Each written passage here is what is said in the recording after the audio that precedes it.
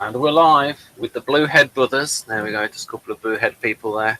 So, links in notes we're going to be doing. And Jeff's probably just been called.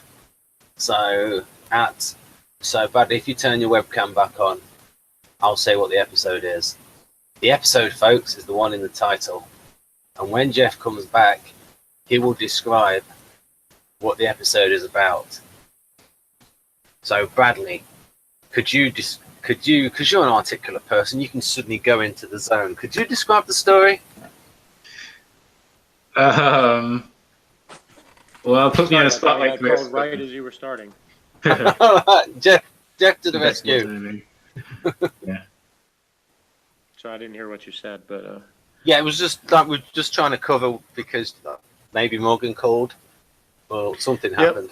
Yeah, right after I said it wouldn't be until E7, then he called at 6:52. But anyway, okay, so this is Homicide: Life on the Street, Season 7, Episode 21, which is called Identity Crisis, written by Tom Fontana, Eric Overmyer, and Willie Real, and directed by Joe Berlinger, or Berlinger, however you say that.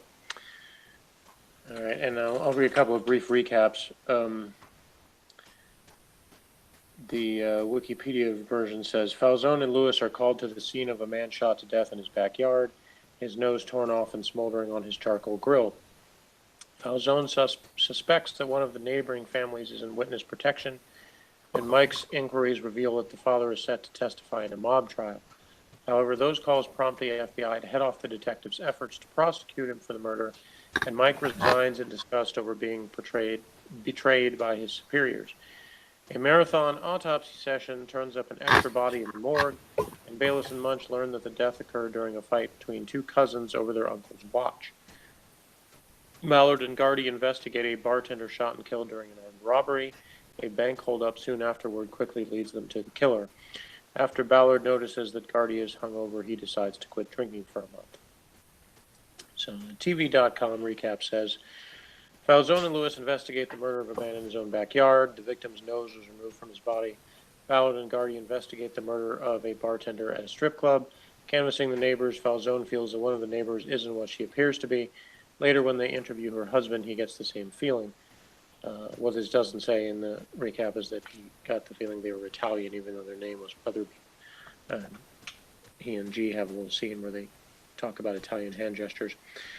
The medical examiners complete a record-setting day of completing autopsies, but find themselves with one identified extra body. Munch and Bayless get the call, but insist until they get a crime scene to go to, the problem isn't theirs. Griscom finds the crime scene in the morgue freezer. Ballard mentions to Gardy that he might want to consider stopping his drinking. Falzone's theory about the victim's neighbors proves true when Mike checks into the witness protection program. Mike's call puts the wheels in motion to get the family moved. Falzone and Lewis arrive just in time to take their suspect into custody and away from the feds. The suspect in Ballard and Gardy's case is a transvestite hooker who isn't very smart. Gardy decides to follow Ballard's suggestion to stop drinking for a month, and Mike feels betrayed by the Bureau and decides that his only choice is resignation. I also forgot to mention in my opening things that this actually aired April 30th, 1999. So it actually aired before a couple of the previous episodes for whatever reason. So anyway, that's a recap. Ben, what'd you think? Well, there's certain elements that are good.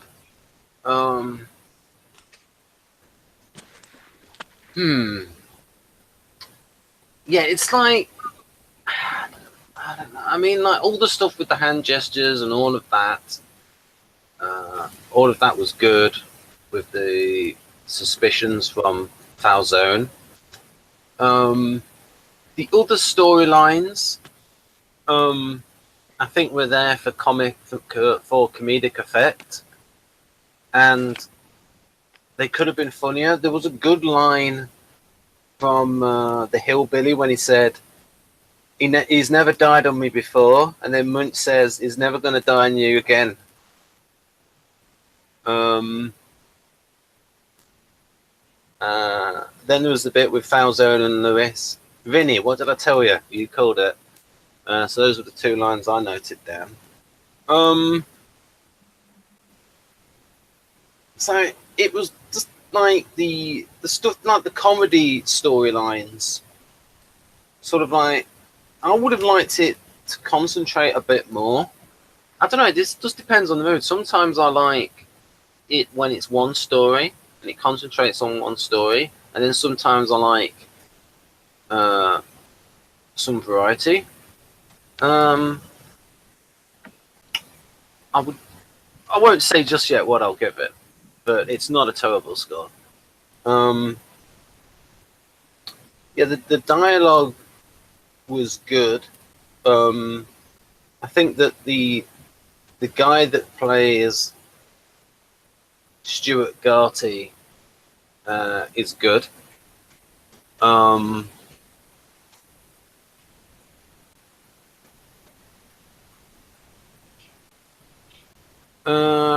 The stuff with the stuff in the morgue was okay. I don't really know what to say. So Jeff, I'll ask you, what were your two favourite lines? Well, I only wrote down one, but Okay, what was your favourite line? But Ben did make reference to my favorite line, which was, I'll get this exact. I must have cut on that little peckerwood half a dozen times. They ain't never died on me before. Yeah.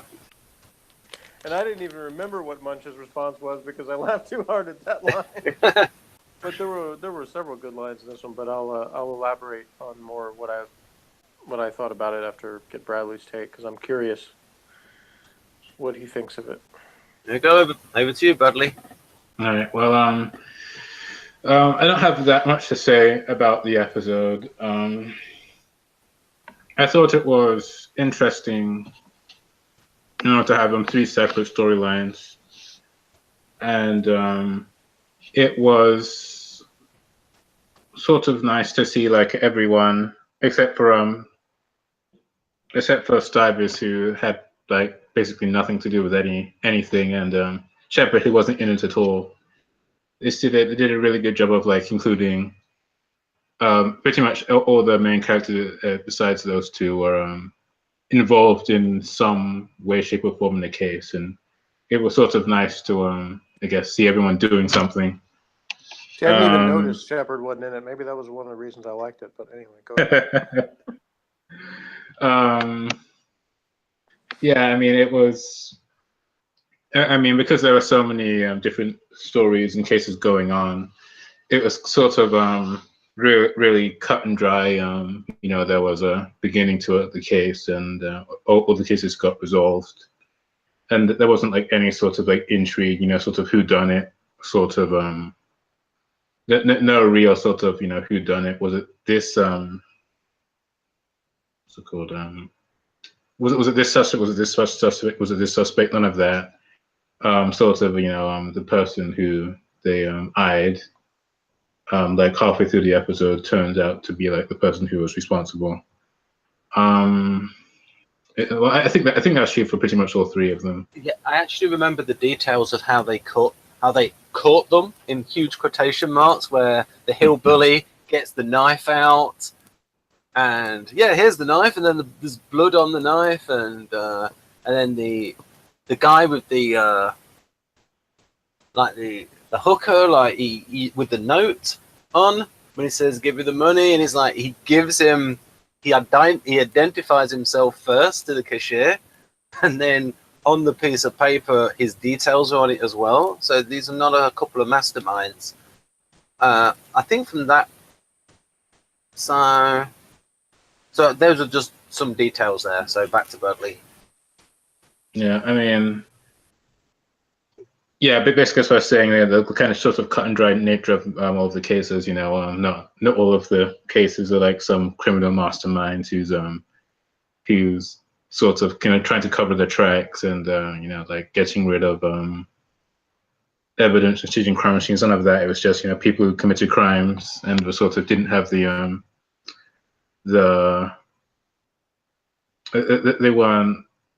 they didn't have the sort of mentality to where it's like their world where it did something wrong and they had to like go into panic mode of covering it up. Just sort of like, yeah, I did it, so what?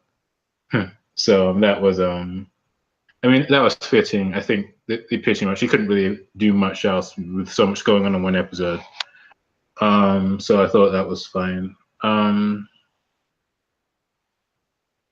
thought it was funny how Fozan had all these theories about how people should be named, and Lewis says, "Do I look like a Meldrick to you?" And he says, "Yeah, you're the most Meldrick person I know." So he has all these. It's funny that he's having all of these like theories about with the whole gesturing, and it was even funnier when G came in and was like, "Yeah, I agree with what you said. Yeah, this means this," and then what he did like this with his hands. See if I can angle it correctly with my camera. That sort of gesturing. So I thought that was all pretty funny. I'll just cut in for a little bit. So, but the way the actor played it, who's playing Falzone, there is this thing where he could be like doing an SP thing, like just to get a rise out of Lewis, like with that bit. Oh yeah, you definitely look like a Meldrick, or that kind of stuff. Well, just in order to get a rise out of him, and I think he actually played it a little bit like that, where it could be interpreted in that way. But he sort of like said it with a smile, and he was sort of like getting up. Oh yeah, of course you look, because these little the games SPs play. Jeff knows about that.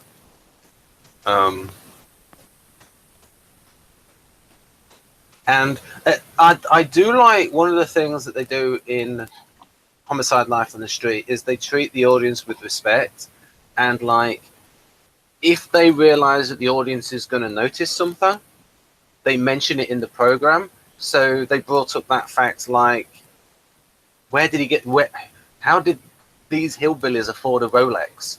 That kind of thing. And so they point it out, and so that's just the unsolved aspect, but it has nothing to do with homicide. So I like the fact that they point out something that the audience will notice. And then I think Jeff has said that because he's listened to the audiobook, and David Simon was not undercover, he was a crime reporter, and he was and he sort of like went with them for a year. And most criminals are dumb.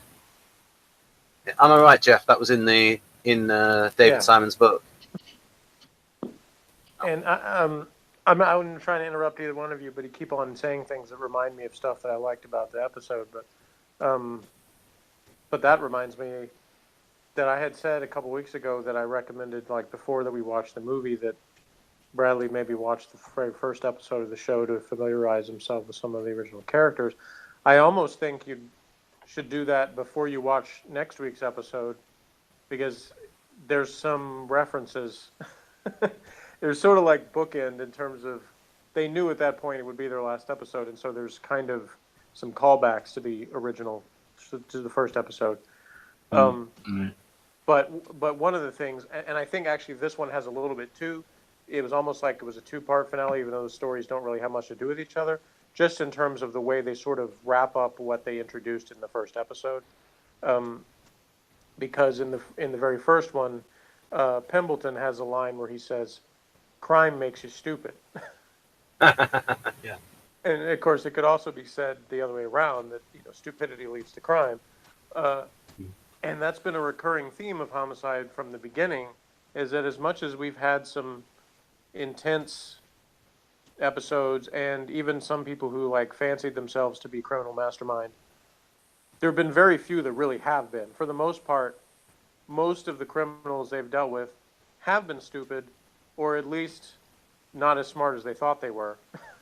Yes, and the case being that guy that, what is it, the Pratt guy that thought he was keeping up a pretense of being educated, and Frank found him out. Yeah, back to you, Jeff. And the rare occasion where they actually have dealt with someone who was smart and good at committing murder and covering it up, they usually don't close the case because they can't prove it. They can't prove the person actually did the murder. Or they don't even have a suspect to begin with because they were that good at covering up that they don't even know what happened. And so that's why Homicide is so much the antithesis of the typical crime show of my lifetime, and even before, is that this emphasis on, the detectives always have to solve the crime, and they always have to go up against this impressive enemy, but then they're always best them and whatever.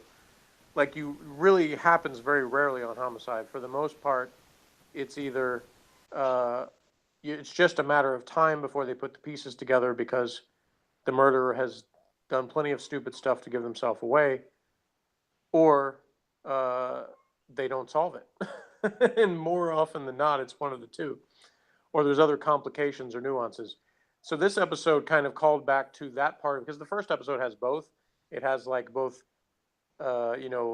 difficult, unsolvable crime, but also ones that, were what they call dunkers, which the ones that they can solve pretty much right off the bat because either somebody confesses right away or the evidence is just so obvious from the beginning. And I think sort of the opposite of Ben. I thought the stuff with Falzone and the Italian stuff was actually the weakest part of the episode, and I still thought it was all right. But I thought it was a little cheesy to have him like guess their names exactly right. I mean, that was a little bit over the top. But that's one of the few flaws I can find in it because overall, I liked how there was so much good dialogue and it was very fast paced in terms of the stories were kind of weaved together and you had all these things. And the theme was consistent in that it was sort of darkly comedic through the whole thing, Right. but it was demonstrating that these are not brain surgeons that are committing these crimes. Right. But that was the irony, of course, put into it is the one that was of the crimes, where it took place was the extra body in the morgue, and that was committed by the stupidest perpetrator because it was like he was there to identify a body, gets into a fight with his cousin who apparently they fight, all the time, and he stabs him every once in a while, as part of their fighting, and this time he just happens to die in the morgue. So it was like, the kind of thing where somebody like Munch, who's already like cynical about, the way these things happen, it's almost like you can see his head explode from like the ridiculousness of having to deal with that, which again harkens back to the very first episode where he's got the guy that keeps changing his story every time Munch comes back with him and says, we found this piece of evidence that proves that story wrong. The guy keeps making up new alibis. And Munch, tells him something like, personally, I like the Jamaican story better, but here, I'll give you some paper. You work on something. Let me know. So it was a similar kind of thing here, except the guy didn't even bother to make up a story. He admitted everything from the beginning. I think there's like one change I would have made, or based on what Jess said there about the names. I would have had like different Italian names, and then like Falzone. Oh, I should have said that, and that kind of thing. I mean, if he had thrown out a few names and then he happened to get one of them right, that would have been fine if it was for one of them. I just thought him like coming up with both their names, and he only even said one name for the kid, and it was exactly right. That was a little bit much. But I did like that aspect of him showing him, doing the detective work of picking up the hand gestures and stuff. They might have made it a little less obvious, but it was still a good scene. And the one, Bradley mentioned where they end with G just doing a hand gesture, not even saying, and I interpret it as he's probably saying, get me the evidence or, get me something more, even though he doesn't say that's what it is. And that's the other brilliant thing I always liked about Homicide is they don't always explain everything to you at the end, even when it is a more mysterious one or whatever. They don't like, and we had the one Ben mentioned where the ME asks him, find out how did they get the watch in the first place, and he goes back to ask him, but they never tell us. So again, it's like there's these great little teases to the audience where we're like, we're going to cover all these things, but we're going to be satisfyingly unsatisfying with with the conclusions, because we're not going to paint everything perfectly and tell you all these things. So it's the exact opposite, as I've mentioned before, of a show like Matlock, which is like everything always builds to the dramatic climax where Matlock reveals way more information than he would ever get to say in a courtroom. And this is like, it's much more realistic where you have much more stupid criminals. You don't have things being pulled out at the last second most of the time.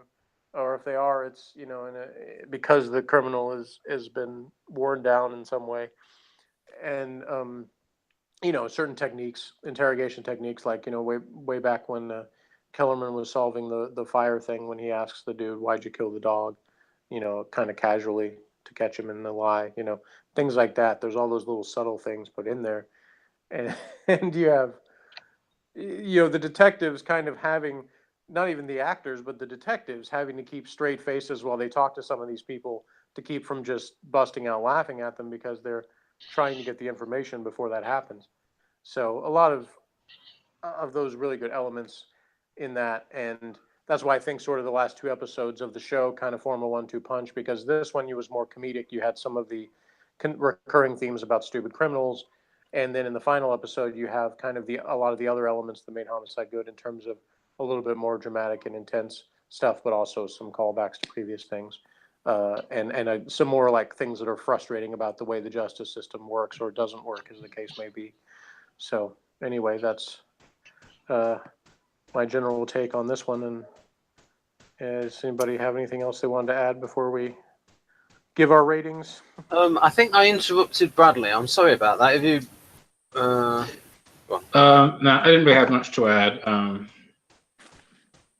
Yeah, so I mean, I did like the episode, but I wasn't like hugely impressed with anything. But I did like it, so I don't really have any much. A little, other little elements that I thought of, like when was showing them, the chief medical examiner Griscom, like seeing, I guess, even more like sort of his NT penis, if you want to call it that, in terms of his like excitement about these dead bodies that they got to cut up. He was like, he's always like seeing it as this project, almost even, almost sounding even a little artisan-like in terms of having a little too much fun, maybe in terms of his accomplishments. Yeah, and he was able to play him. I think he was able to play him a little bit weird, like, because there is something about ENTPs, male ENTPs, that is a little bit weird. Yeah. So I think I think he's a good character. Unfortunately, of course, the show ends, so we don't really get as much, more exploration of his character. But I think this was a good showcase for him because you sort of got, sort of another side where Munch has been our main source of ENTP behavior on the show, and you got a little bit of a different take from the medical examiner in terms of he has a different job and different things that he's interested in. So his comments are not quite the same. He comes off less cynical than Munch most of the time because he sort of seems to be into his work more. Yeah, so you get some good comments like that. And the only real kind of things that weren't played for comedy in this episode were Gardy's drinking being discussed, and him being invited to Munch and Billy Lou's wedding, but saying he didn't think he could handle quitting drinking and going to that. And then Mike Giardello resigning from the FBI because he's tired of basically being the leak that every time he tries to get information to help the homicide unit, he ends up causing problems with it. So he from the beginning, there's been issues with him being this department liaison, and he finally gets fed up with being it. Nice pun there, Joe. Fed up. What's that? Nice pun. He gets fed up. Yeah, I wasn't even intending to make a pun, but sure. So yeah, there's some little, just a lot of little character moments and some good lines and good interaction from people in this episode. So I like the fact that Jeff and I, we picked about one of the same line but we picked the same line and he picked like the one before that, and then like we picked the same line and then I picked the one after that. So it was like a match of about 50% in that interaction. Yeah. Which was another thing that was amusing to me when you started talking that the first stuff you said, I felt like it was exactly the opposite was my opinion on it. Like the part that you said was the part that was the best part. I was like, that was, in my opinion, sort of the weakest part because it was a little too cliched. Yep. I mean, if you've seen it before, then, as you said, cliched, you've probably seen that before. Is that right? Well, I've seen the episode before, if that's what you're saying. Oh, no. I mean the stuff about the gestures and what they mean. And well, obviously, it's not a completely new concept to me, but, I just thought the fact that he'd like guessed their names exactly right was. Yeah, that was a bit.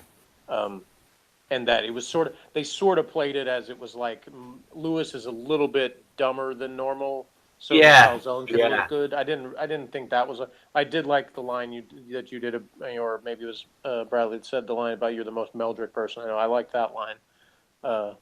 So, there were good elements in there. I just thought it's a little bit too much of one of those change the character to fit the plot kind of thing, Yeah. because we're trying to make Falzone look smart here, and so in order to do that, they almost dumb Lewis down a little bit, which Yeah. I don't think they need to do that. I think what I would have done is just as like Falzone was taking the rise out of Lewis in that moment, I would have had Lewis come back and like needle Falzone about something where Falzone doesn't realize that Lewis is having him on. Sort of like the battle of SPs and their little games. And there could have been some other element to, the case where maybe Lewis figures out something that Falzone missed, just sort of highlight both of them and not just have it be one-sided that way. But anyway. I like the bit where Lewis talked about that he gets called man and he doesn't get treated with the same respect. Right. And so there are those little bits that come through with the Lewis character where, because we can talk about it more when we get to the end of it, because we can sort of because we're going to do the Al Giardello portrait of an ESTJ, and it was Jeff that came up with that title. And then maybe we could do Allegedly. maybe we could do like one with Frank on his own or Lewis on his own, or maybe we could do them together to like show the difference between an ESFP and an ISFP and how like they're sort of opposite of each other in terms of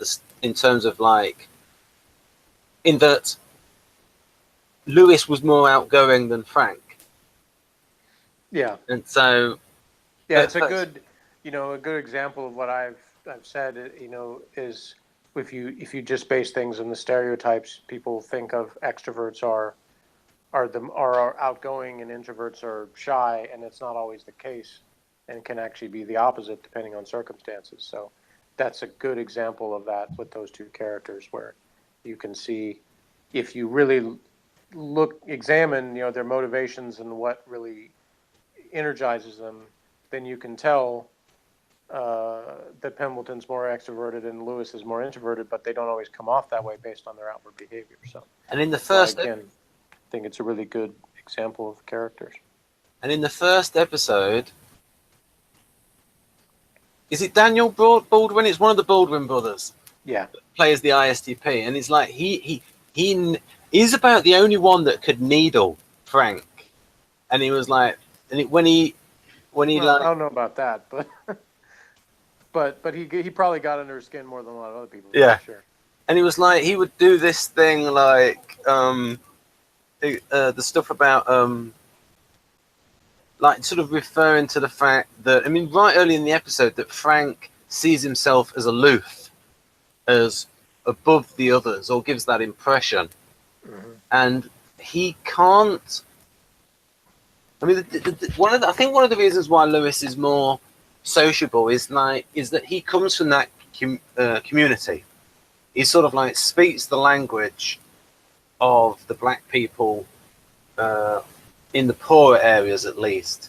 And G sort of like speaks the language of sort of like the higher class areas, in quotation marks, in Baltimore, whereas Frank is like he's just a bit aloof, and he's from the outsider. He was from New York, yeah, and brought up by Jesuits and learnt Latin and Greek, and just seeing some of these pictures go by again reminds me again of the details, the casting. We've got medical staff that we're not afraid to have somebody there who isn't the focus of the episode, just for the continuity's sake, that they're still working there. The casting of the neighbor they talk to at the beginning, and his lines are great. It's like he doesn't care whether the cops like him or if Lewis thinks he's a racist or whatever, because he's just confident in his presentation, and it's well played by the actor. And just again, those little details of things are really good. Ballard looked a little more made up than usual on the job in this episode. Good point. I Don't think, know if that was an intentional thing from the brass or what, but yeah, there was a tendency in the 1990s, in the 80s, to sort of like over prettify. yeah. Well, it was been land discussed, actresses. earlier seasons that part of part of it was network interference because they made Howard a realistic female cop, and the network wanted to have somebody they thought was more attractive, wear more makeup and stuff. So that was a constant battle with the network. Yeah. But anyway, I guess I shouldn't leave my son waiting forever, so we should probably go ahead and wrap up here. Okay, so I give it about 8 out of 10. I'll give it like maybe. Yeah, I'll give it an 8 out of 10 too. And I'll also give it an 8. So that was easy. 3 8s. Right then. So, So join us. Go on then, I'm Joe. sorry, Ben. You do the close up now. Okay. I was going to say, join us for the final regular episode of Homicide next week. It is entitled Forgive Us Our Trespasses. Ooh. Bye-bye, folks. Bye. Like.